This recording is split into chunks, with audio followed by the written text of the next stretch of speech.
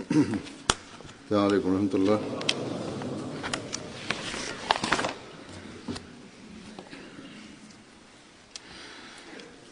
أشهد أن لا إله إلا الله وحده لا شريك له وأشهد أن محمدا عبده ورسوله. أما بعد فأعوذ بالله من الشيطان الرجيم. بسم الله الرحمن الرحيم. الحمد لله رب العالمين الرحمن الرحيم مالك يوم الدين. إياك نعبد وإياك نستعين. اهدنا الصراط المستقيم صراط الذين أنعمت عليهم غير المغضوب عليهم ولا الضالين. ادع إلى سبيل ربك بالحكمة والموعظة الحسنة وجادلهم بالتي هي أحسن. إن ربك هو أعلم بمن ضل عن سبيله وهو أعلم بالمهتدين.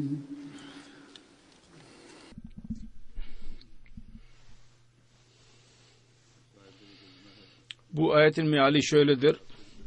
Kendi Rabbinin yoluna hikmetle ve iyi nasihat ile davet et insanları ve onlara öyle delil ile tartış ki en güzel olsun. Şüphesiz senin Rabbin onun yolundan sapmış olanı en fazla bilir ve hidayete ermiş olanları dahi onların dahi en fazla bilgisine sahiptir. Dünyanın birçok ülkesinin cemaatleri kendi şura meclislerinde şu teklifi koydular ve güzel bir şekilde tartıştılar ve programlarını her cemaatin meclisi şurası bana gönderdiler ki nasıl biz tebliğ görev işlerini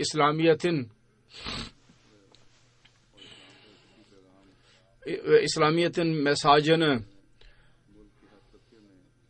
ülkemizin her tabakasına ulaştırmak görevini en iyi şekilde yapabiliriz. Yahut onu daha güzel temeller üzerine oturtabiliriz. Ahmediye cemaati, İngiltere'deki Ahmediye cemaati dahi bu sene kendi meclisi şurada programında bu teklif vardı. Şura meclisi bunun üzerinde çok tartıştı ve tartışarak kendi programlarını hazırlayarak onaylanması için bana gönderdiler. Fakat daima hatırınızda olmalı. İster tebliğ görevi için planlama olsun, ister başka bir iş için planlama olsun. Meclisi şura meclisi bir planlama yaptığı zaman değişik teklifler şura üyelerinin önüne geliyor ve ondan sonra son bir karar veriliyor. Yahut üyelerin çoğunun bir düşüncesi üzerinde onlar birleşiyorlar ve ondan sonra onun üzerinde amel yapmak için bir program hazırlanıyor ve halifenin önüne konuyor onaylaması için ve onaylandıktan sonra onun üzerine bütün yeteneklerle ve güçlerle amel yaptırmak ve yapmak meclis üyelerinin dahi sorumluluğudur ve her yüzeydeki cemaat üyelerinin dahi sorumluluğudur. Onun için bu teklif tebliğ işini daha iyileştirmek için yahut onu genişletmek için Meclis-i Şura, İngiltere Meclis-i Şurası'nda tartışıldı ve üzerine kararlar verildi. Ya dünyanın hangi ülkesi olursa olsun herhangi ülkesinde üzerinde istişareler yapıldı ve halifeden onaylandıktan sonra amel için cemaate gönderildi. Onun üzerine amel yapmak ve yaptırmak için Meclis-i Şura'nın her üyesi ve her yüzeydeki görevlilerin şimdi tam olarak çaba sarf etmeleri gerekir. Yalnız şunu düşünmeyesiniz ki bir teklif tebliğ ile alakalıdır. Onun için yalnız tebliğ sekreteri ondan sorumludur ki yapsın. Yahut başka herhangi bir şubeyle alakalı ise ilgili sekreter sorumludur. Şüphesiz onun üzerine amel yaptırmak için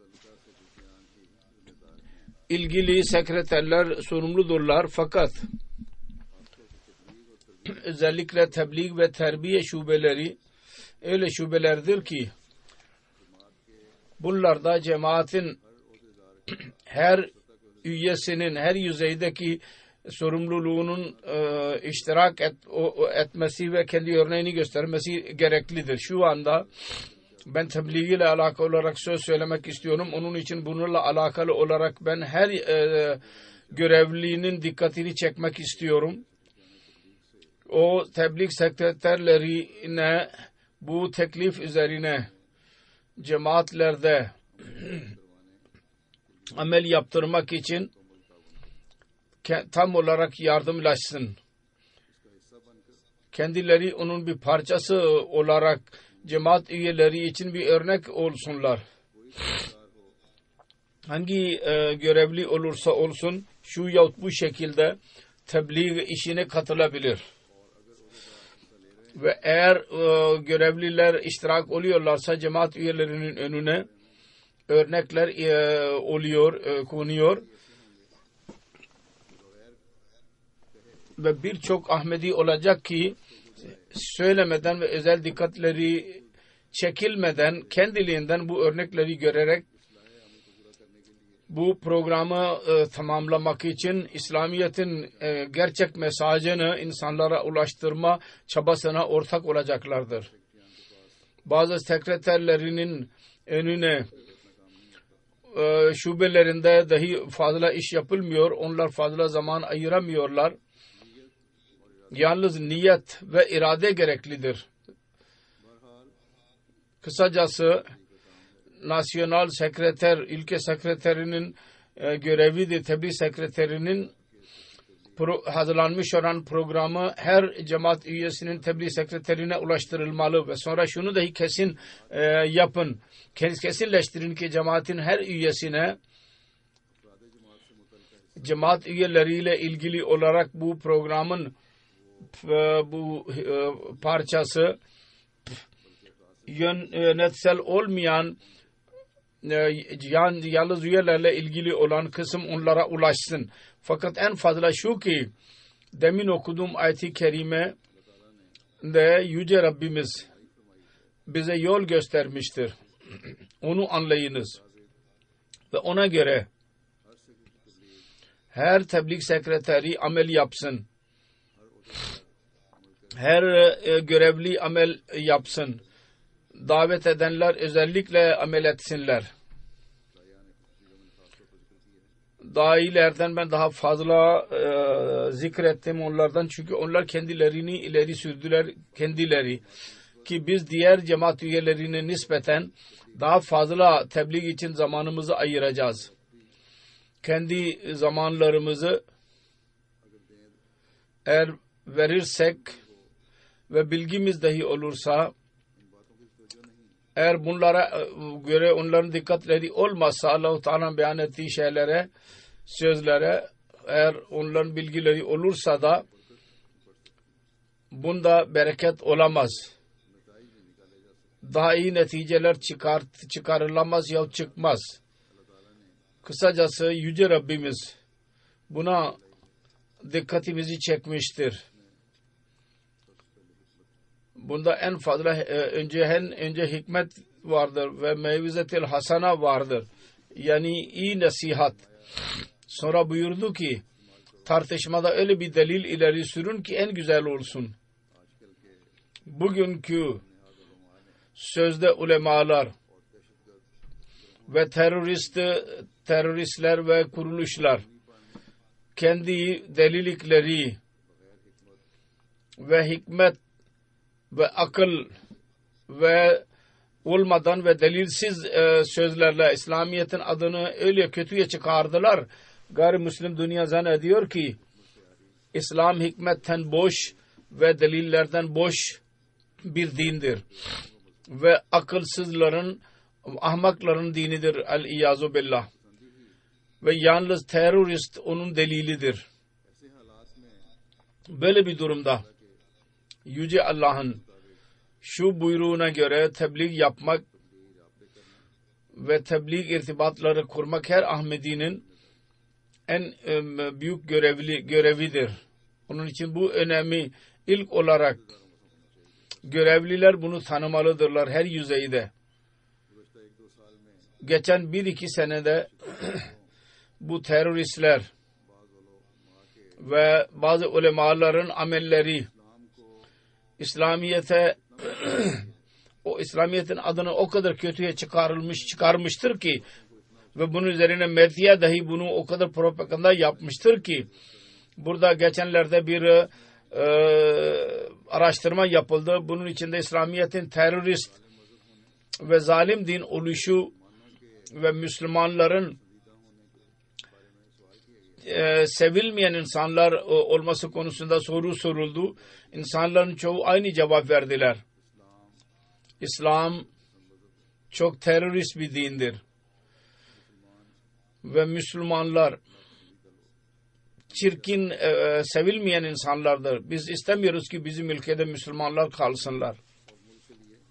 Ve bunlar ülke için zararlıdırlar. Halbuki birkaç sene önce bir araştırma yapıldıydı. Onun neticeleri tam tersi idi. Ve o zaman insanların çoğu Müslümanların iyi olduğunu zannediyordu.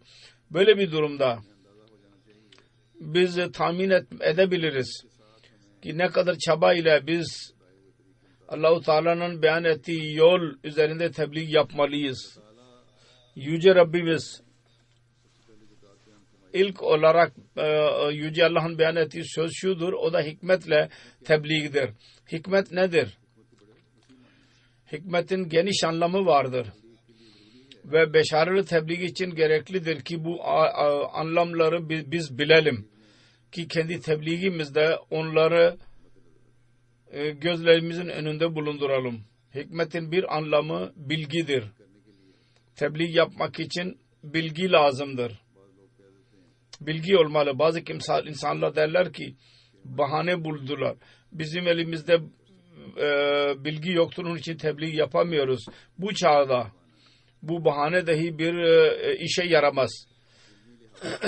Bilgisel olarak Mesih Muhammed Aleyhisselatü Vesselam bize öyle deliller ile bize silahlandırmıştır ve cemaat literatüründe bu bilgi o kadar ileri sürülmüştür ki az bir çaba dahi çok kez insana bilgi verir. Çok derecede. Sonra soru cevap meclislerinde audio ve video malzemeler mevcuttur. Sonra web odaları vardır, website.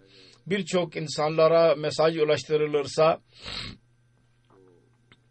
ve yabancılar derler ki şu anda fazla tartışamıyoruz. Onlara küçük broşürler verilebilir ve website adresleri verilebilir. Onun için ilgi duyanlar birçok kimse vardır ki ilgileri vardır. onların zamanları olmuyor hemen, fakat daha sonra bilgi alıyorlar, ediniyorlar. Birçok kimse bana anlattı, bilgi edindiler böylece. Kısacası daha önce bilginizi çoğaltın ki bilgisel konuşma yaptığınız kimseler ile öyle yolla konuşulsun ki onların kendi seviyelerine göre olsun. Sonra bilgimiz olmalı. Şu anda bizim literatürümüz ve web site'te nerede bu ilmi ve bu cevaplar mevcuttur. Değişik dinlerle alakalı olanlar ve Allah-u Teala'nın varlığını inkar edenler onların düşüncelerine göre onların delillerine göre deliller sürmeliyiz.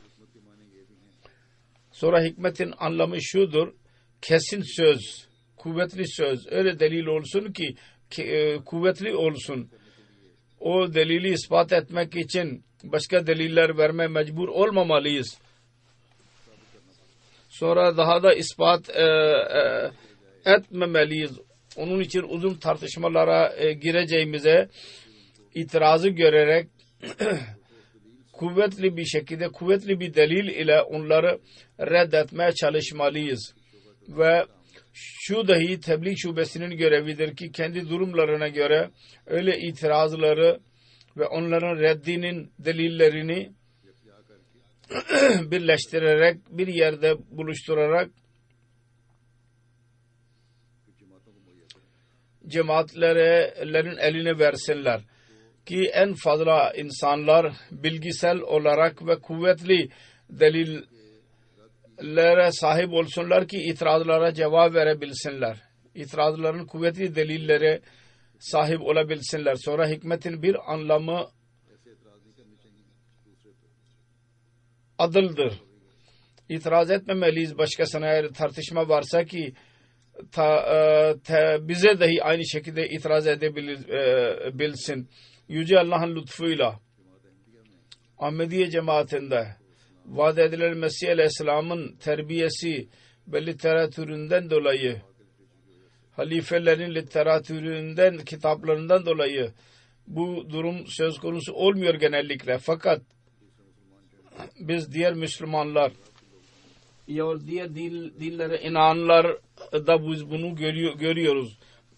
Bizim aleyhimizde olan Müslümanlar Mesih Aleyhisselatü Vesselam'a öyle itirazlar ederler ki diğer peygamberlere dahi yapılabilir. Büyük kimseler vardır ki kendi düşüncelerine göre kendilerini alim zannederler. Öyle itirazlar Mesih Aleyhisselatü Vesselam'a ederler ki diğer peygamberlere dahi aynı şekilde itiraz edilebilirler. Onun için bu konuda dahi tebliğ şubesi bu itiraz ve cevapları birleştirmeli ve vermeli cemaat üyelerine. Ve bu Mesih Aleyhisselatü Vesselam'ın zamanından bu böyledir. İtirazlar edilir. Mesih Aleyhisselatü Vesselam'a ki diğerlere dahi aynı itirazlar yapılabilir. Onun kendi dinlerine dahi itiraz edilebilir. Ve o zamandan beri vaat edilen Mesih Aleyhisselam dahi bu itirazların cevaplarını onlara vermiştir, cevaben döndürmüştür. Onların sayfelerinden ve kitap eserlerinden gayrimüslimlere yahut Müslümanlar dahi dedi ki sizin itiraz ettiğiniz itiraz değil, bu İslamiyet'e dahi itiraz yapılmıştı gayrimüslimler tarafından. Tebliğ şubesi söylediğim gibi birkaç itiraz küçük broşürler şeklinde tabi etmeli ve cemaat üyelerine vermeli. Eğer en fazla insanlara tebliğ işine sokmak istersek bu çaba, bu şubeyi yapmalı. Para dahi sarf etmeli. Aynı şekilde hikmetin bir anlamı hilm ve kolaylıktır. Tebliğde hilm ve akıldan iş yapmalıyız. Öfke ile söz söylemekle ötekinin üzerine olumsuz etkisi oluyor ve derler ki delil yoktur. Onun için bunlar öfkeli bir şekilde cevap veriyorlar. Öfkelenenlerine dahi söz kolay bir şekilde söz söylemeliyiz. İslamiyet'e itiraz edenlere sözde ulemaların öfkesileri ve şiddetleri fırsat vermiştir ki onlar itiraz etsinler. Yoksa eğer rahat bir şekilde söz söyleseydiler birçok itirazlar vardır ki kendiliğinden sona ermiş olurdu. Hikmetin bir anlamı nebüvvet vardır. Buna göre tartışmak için ve delil vermenin anlamı şudur ki biz Kur'an-ı Kerim Hz. Resulullah sallallahu aleyhi ve sellem'e indi. Onun delillerini ve onun talimatlarına göre tebliğ yapmalıyız. İslamiyet'in itiraz edenlerin yahut itiraz eden kimselerden etkilenenlerin önüne ben gördüm. Kur'an-ı Kerim'in ayetlerinin ışığı altında söz söylenirse onlar üzerinde güzel etki oluyor. Sonra onun bir anlamı şudur: cehalette mani olmak. Öyle yolla söz söylemeliyiz ki ötekisi onu iyi bir şekilde anlasın ve onun cahilliği yok olsun. Hz. Resulullah sallallahu aleyhi ve sellem dahi buyurmuştur: İnsanların akıllarına göre onlarla söz söyleyin. Sonra bunun bir anlamı şudur: Hakka göre ve ona uygun olarak söz söylemeliyiz. Daima doğru ve olaylara göre söz söylemeliyiz. Bu değil ki ötekini etkilemek için gerçeklerinden uzaklaşarak söz söyleyelim. Öyle sözler ki gerçeklere aykırı olsun, kötü etki yapar. Çünkü şu yahut bu zamanda asıl söz ortaya çıkar. Onun için daima doğru ve hakka uygun olan söz söylemeliyiz. Sonra hikmet duruma zamana göre söz söylemek demektir aynı anda.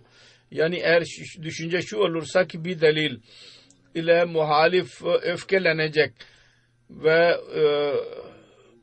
tebliğ yerine kavga çıkacak, o zaman böyle bir delilden içtinap etmeliyiz.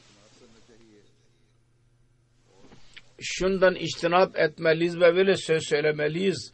Öyle delil ileri sürmeliyiz ki tam yerinde olsun ve ötekinin mizacına uygun olsun. Ve fasileyi çoğaltacağına daha da onu yaklaştırsın. Bazı kimseler belli bir söz söylerler. Bir mecliste öteki o sözü dinler ve güzel etki alır. Güzel bir şekilde etkilenir. Fakat o zaman söz söyleyerek sessiz kalacağı yerine ve belki bir fırsat olursa daha tekrar söz söyleyeceğim bunu düşünerek aynı mecliste tekrar o adamın peşine düşerler ve sık sık o sözleri tekrar ederler yahut bugün bunu mutlaka kabul et ve daha sonra kalk derler. Öteki de bundan inat eder ve yaklaşmış olan dahi uzaklaşır. Ve ilk sözün etkisi dahi yok olmuş olur. Zail olur.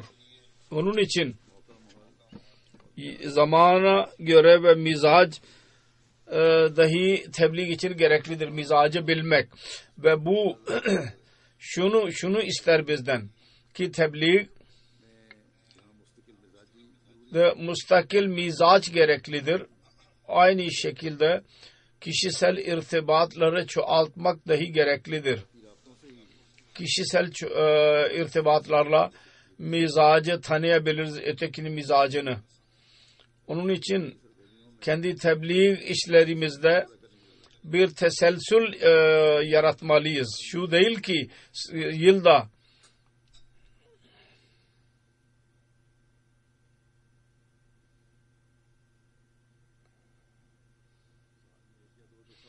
yılda bir yahut iki defa aşere terbiyetin 10 gününü kutladık. Literatür yolları üzerinde dağıttık durarak ve dedik ki tebliğ hakkı verilmiş oldu. Bugünlerde burada azul olanlar, iltica edenler, birçok kimse, değişik yaşlı kimseler vardır. Bazı kimseler genç ve sağlıklıdırlar. Bazı kimseler büyük yaşlıdırlar. Onların kararları, duruşmaları karar verilmedikçe birçok insanın elinde zaman vardır ve onlar boş olurlar. Böyle bütün insanlara kendi sağlıklarına ve ömürlerine göre tebliğ için kendilerini ileri sürmelidirler. Literatür dağıtmak için az yahut fazla zaman ayırmalıyız. Dil bilmiyorlarsa literatür götürün, kasetler götürün. Eğer yollar üzerinde literatür dağıtmak isterseniz o zaman müstakil program olmalı dağıtmanın. Ve bu politik insanlar için bu iş için kullanılabilir.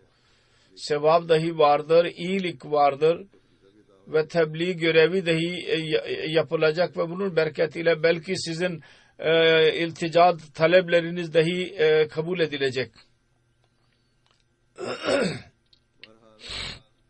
Kısacası müstakil tebliğ için bu tebliğ şubeleri tarafından gitmeli ve literatür verilmeli ve ona göre amel edilmeli.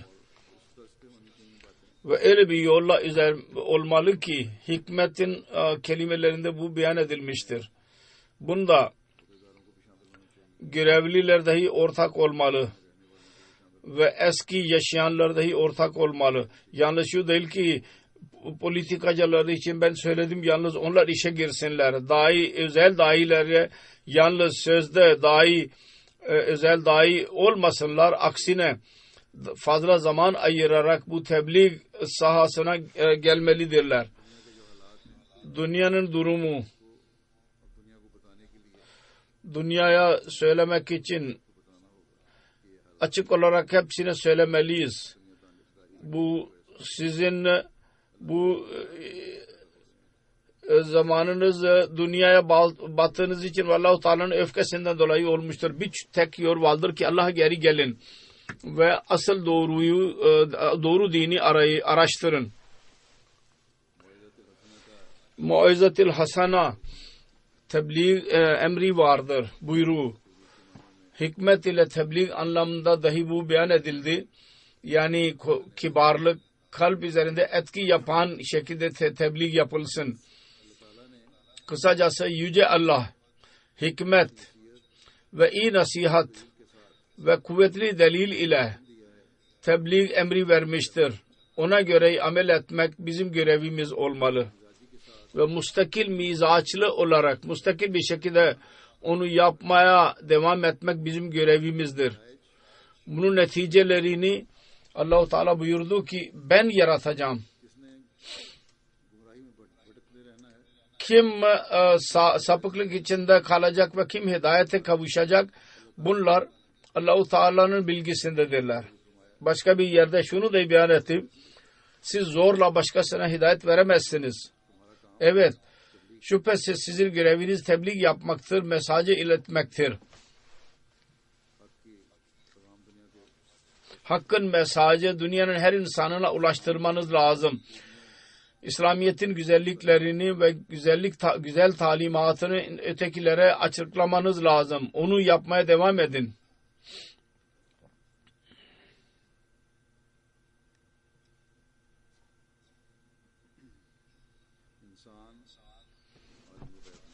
İnsan oğlu alimul gayb değildir. Gaybi bilmez. Zaman zayi edeceğine ben onun giderek bir mesaj ileteyim ki etki olsun. Bunu insan bilmez ki kim etkilenecek. Yüce Allah der ki size bu bilgi verilmemiştir. Kim etkilenecek ve kim etkilenmeyecek. Onun için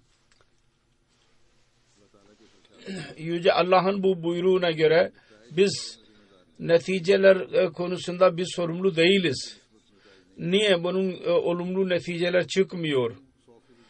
Niye %100 insanlar bizim mesajımızdan etkilenerek İslamiyet'i kabul eden olmuyorlar?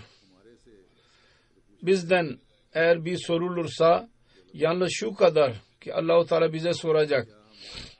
Biz mesajı ulaştırdık mı?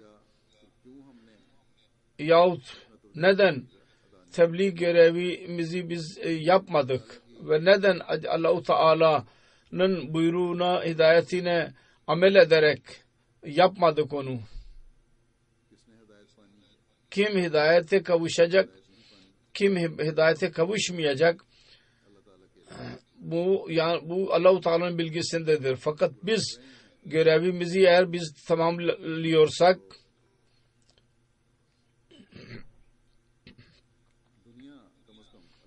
o zaman dünya insanları en azından Allah-u Teala öldükten sonra diyemez ki biz İslamiyet'in mesajını almadık.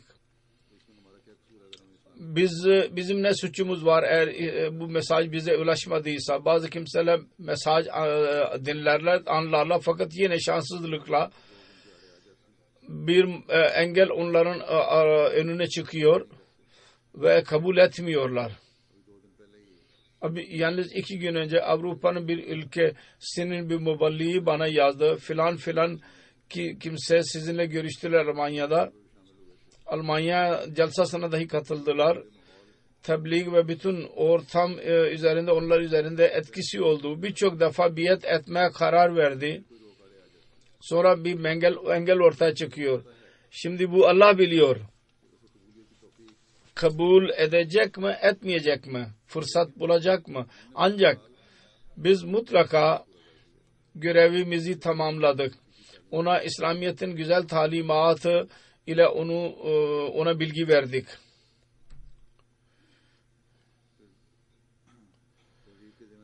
Sonra tebliğ konusunda bir söz şudur. Bazı kimseler soru sorarlar ki siz tebliğ yaparak kaç kişiyi Ahmedi yaptınız? Ve sonra şunu da derler ki Müslümanlar sizi Müslüman kabul etmezler sizin Müslüman olduğunuzu. Sonra ne zamana kadar bu İslamiyet'in zamanı olacak, sizin tebliğ yaptığınız gibi için kaç zaman gerekli olacak? Sonra şunu da kabul ederler ki zahirde sizin sözler hikmetli doludur, akıllıdır. Birçok kimse bana dahi sordular ve soruyorlar bir değişik yerlerde. Şimdi Almanya yolculuğunda dahi bir jurnalist, bir gazeteci sordu. Cevabımız daima şu oluyor. Bize tebliğ yapmanın emri verilmiştir. Mesaj iletmenin. Biz ondan geri dönmeliyiz ve geri dönme ve işimizi yapmaya devam edeceğiz. Kim hidayete kavuşacak, kim kavuşmayacak onu Allah bilir. Bize verilen görevi biz yapacağız. Fakat bununla birlikte şu dahi vardır Allah-u Teala'nın sözü. Allah-u Teala ve onun Resulü üstün çıkacaklar inşallah. Onun için biz şu ümit bekliyoruz ki inşallah bir gün insanların çoğu bizim olacak. Vaat edilen Mesih Aleyhisselam dahi bu ayeti izah ederek, demin okuduğum ayeti izah ederek bir yerlerde buyruklar beyan etmiştir, söylediler. Kendisi konusunda beyan ederek nasıl bazen İslamiyet'in muhalifleri kendi hislerini rencide etmeye çalıştılar. Fakat buna rağmen kendisi bu ayete amel ederek nasıl huzuru bozulmasın ve kavgaya mani olması için çalıştı. Bir yerde dedi ki Allah-u Teala biliyor. Biz asla hiçbir zaman cevap zamanında kolaylığı biz terk etmedik. Hiçbir zaman biz olmadı ki biz kolay bir dil kullanmayalım. Daima kolay kelimelerle biz işimizi yaptık. Bazen muhalifler tarafından çok sert ve fitne yaratıcı kelimeler oluyor. Biz zamana kadar maslahate göre sert davrandık. arada bir. Çünkü muhalifler ulema-i su, kötü ulemalar yahut yaramazlığı seven liderler insanları dahi saptırırlar. Onlara cevaben biz tabii ki sert cevap verdik onların yazdığına göre. Onlar şekilde biz de yazı yazdık. Ki kavim böylece kendi vehşilercesine coşkusunu mani olsun. Cevap verdik ki aynı sert bir şekilde cevap verdik. Daha fazla coşku göstermeye gerek yok. Vahşilercesine durum göstermeye gerek yok ki fesat çıksın. Bu nefsani coşku ile değil ve bir kırgınlıkla değil, yalnız adil cadilhum billeti hiye ahsene göre amel ederek bir hikmeti ameli olarak biz onu uyguladık.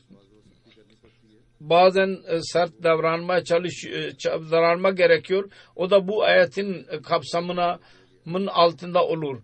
Hikmete göre böyle bir söz söyledik ki doğru olsun, uygun olsun zamana göre ve o zaman onlarla muhalif öyle cevap vermek gerekli olsun. Onun için bazen sert davranıyoruz. Fakat genellikle kibar oluyoruz. Hikmeti ameli olarak sert davrandık. O da şu ki muhaliflerin çirkin kelimeleri sona erdi. Ve bizim Peygamberimiz sallallahu aleyhi ve sellem Muhammed Mustafa sallallahu aleyhi ve sellem hakkında çok çirkin kelimeler kullandılar. Ki onunla belki barış bozulabilirdi. Biz o zaman hikmet dolu şekilde sert kelimeler kullandık. Böyle bir durum olursa orada Cadelhum billetihi ahsanın anlamı şu olacak ki biraz sert davranın. Aynı hikmete göre ötekinin kullandığı şekilde cevap verin. Onun için asıl gaye şudur ki o da şu ki fitneye mani olalım. Fitne ve fesada mani olmak asıl gayedir.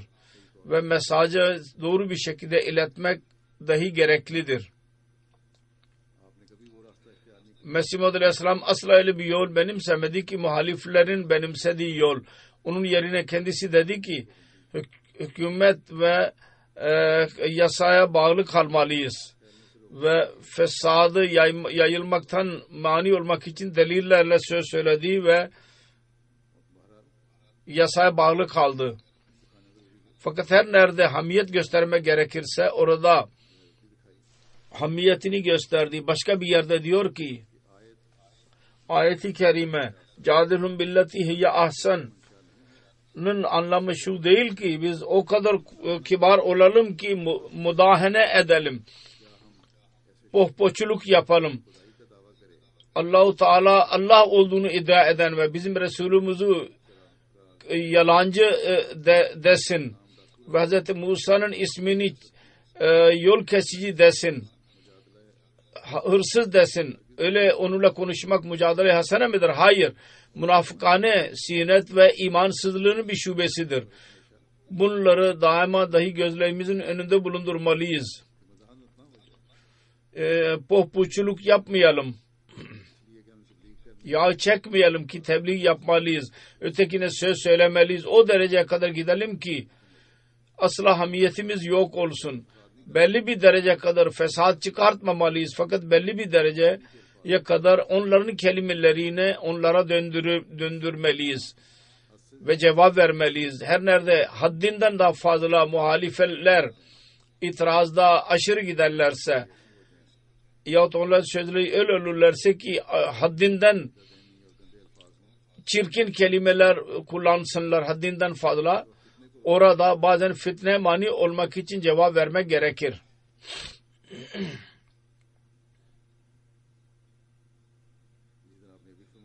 Aynı şekilde şunu da beyan etti. Kibar söz söylemenin anlamı yalnız şu değil ki mudahane ederek o kadar korkalım, yağ çekelim ve doğru olmayan sözü tasdik edelim. Hayır, bu mana değil. Hikmet gereklidir.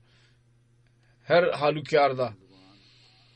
Dil kibar dil ve kibar lisan ve kibar hikmetin anlamı korkaklık değil.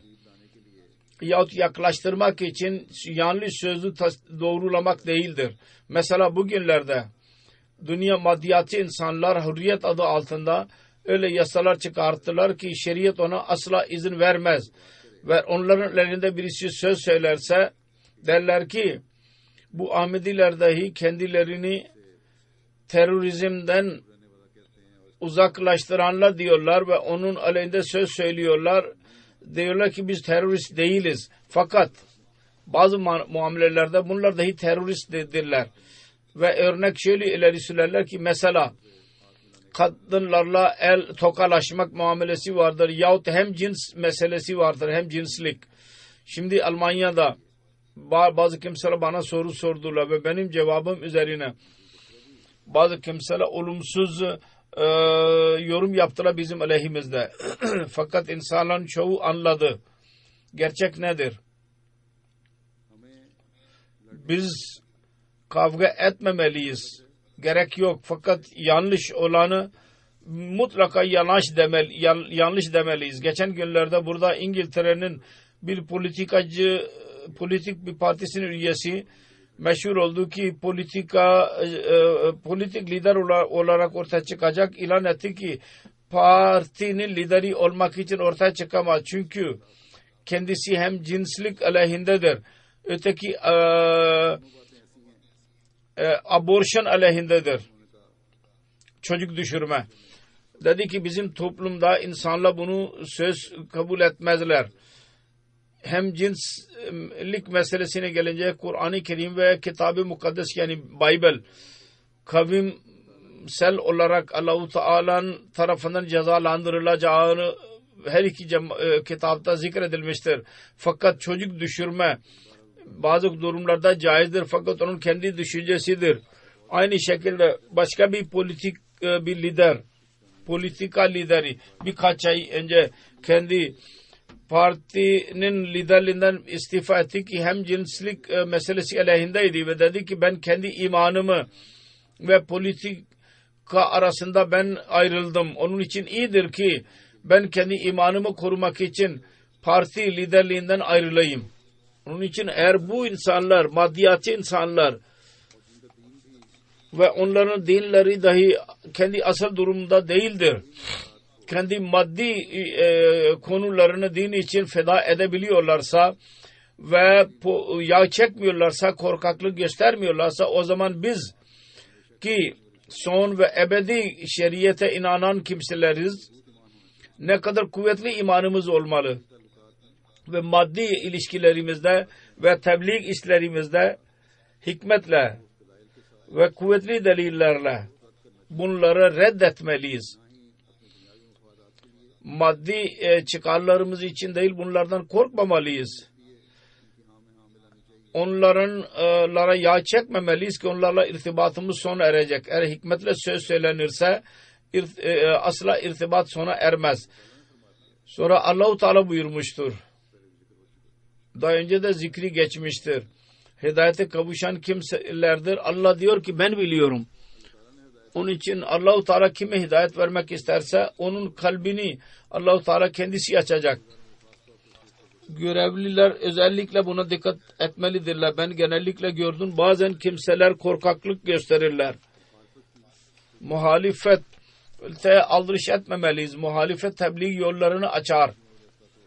Vaat edilen Mesih Aleyhisselam bir yerde şöyle buyurmuştur.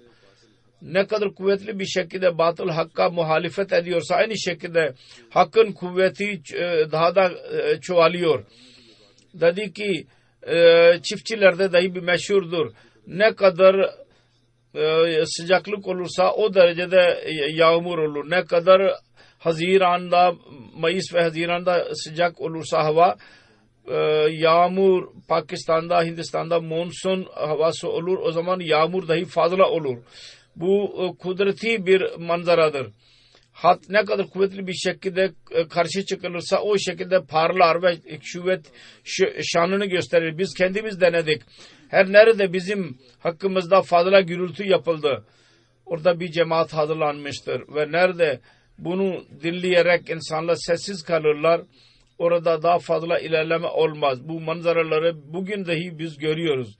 Geçen günlerde Almanya'da El Cezayir'den gelen, oradan çok meşhur gayri Ahmedi ile biz tartıştık, benimle görüştü. Dedi ki şu anda sizin cemaatiniz orada sıkıntılar içindedir. Doğrudur.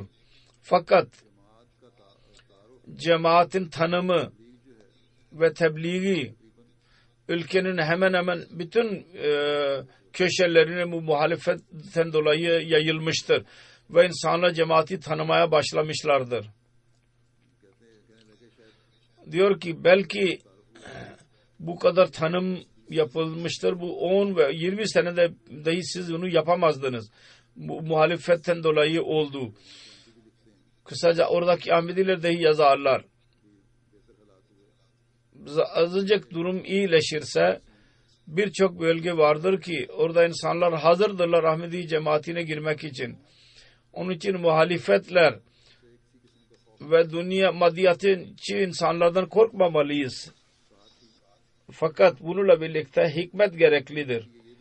Tebliğ için gereklidir ki insanın sözünde ve fiilinde uygunluk olsun. Söylediğimize göre amel edelim. Hikmet sözleri insanın ağzından çıkar ve ötekiler üzerinde etkisini gösterir. Ne zaman ki onun sözü ve ameli bir olsa, Mesih Muhammed Aleyhisselatü Vesselam buna dikkatimizi çekerek bir seferinde şöyle buyurmuştur. Birçok ulemalar ve mollalar adlandırılarak minberlere çıkarak kendilerini Naib-ül Resulü ve Varis-ül Enbiya diyerek vaaz ederler. Derler ki kibirlenmeyin, kötülüklerden uzak durun. Fakat onların kendi amelleri ve onların kötü işlerini kendileri yaparlar. Onların şöyle tahmin edin ki onların sözlerinin etkisi asla kalpler üzerinde olmuyor. Kalp etki olacak tebliğ yapanın ne zaman ki kendi sözünde ve amelinde eşit olacak. Dedi ki eğer bu gibi insanlar ameli güçleri olsaydı ve söylemekten önce kendileri yapsaydı Kur'an-ı Kerim'de lema takuluna tafalun söyleme ne gerek vardı? Bu ayet gösteriyor ki dünyada söyleyerek kendileri yapmayan insanlar vardı, şimdi de vardı, gelecekte de olacaktır. Benim sözümü iyi hatırlayınız. Eğer insanın sözü kalpten olmazsa ve ameli güç olmazsa onun etkisi olmuyor. Bundan bizim bir Peygamberimiz sallallahu aleyhi ve sellemin doğruluğu ispat ediliyor. Çünkü başarı ve etki fil kulub kalpler üzerinde kendisine nasip oldu. Onun insanın tarihinde onun bir benzeri yoktur ve bu sebepten oldu ki kendi sözünde ve amelinde tam uygunluk vardı. Sonra dedi ki unutmayınız, bize dahi nasihat etti. Yalnız kelimeler ve iyi lisan kullanmak yeterli değil amel olmadıkça. Ve Allah Teala'nın yanında bu sözlerin asla bir etkisi yoktur. Allah Teala buyurmuştur ki kabura maktan indallahi an takulu ma la tafalun. Sonra diyor ki mümin iki renkli olmamalı. Bu kibarlı, bu korkaklık ve nifak ondan uzak olsun. Sözünüzü ve amelinizi eşit tutun. Eshablar nasıl onu gösterdilerse siz de onların ayak izleri üzerinde yürüyerek kendi doğruluğunuzu ve doğruluğunuzun örneğini ileri sürün. Sonra bir yerde nasihat ederek diyor ki İslamiyet'in koruması ve doğruluğu ispat etmek için ilk olarak o yöndür ki siz gerçek Müslümanların örneği olarak gösterin ve ikinci yön şudur ki bunun iyiliğini ve kemalatlarını dünyaya yayın. Önce örnek olun, sonra İslamiyet'in tebliğini yapın. Onun kemalatlarını ilerletin. Tebliğ için dahi kendi durumlarımızda önce değişiklikler yaratmalıyız. Bir gerçek Müslümanın örneğini bir insan olursa o zaman mümkün değil ki insanlar dikkat etmesinler. örnek görerek insanlar dikkat ederler. Ve böylece tam tebliğden önce tebliğin yolları açılmaya başlar. Allah-u Teala onu bize ona göre amel etmemizi bize nasip eylesin. Amin.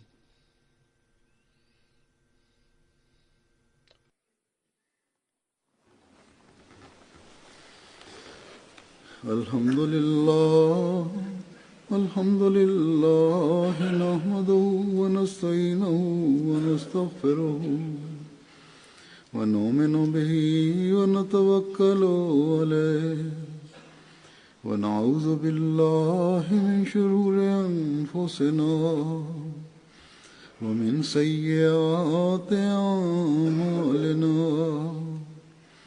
من يهده الله فلا مضل له ومن يضلل فلا هادي له ونشهد أن لا إله إلا الله ونشهد أن محمدا عبده ورسوله عباد الله رحمكم الله إن الله يأمر بالعدل والإحسان وإيتاء ذي القربى وينهى عن الفحشاء والمنكر والبغي يعظكم لعلكم تذكرون اذكروا الله يذكركم وادعوه يستجب لكم ولذكر الله أكبر.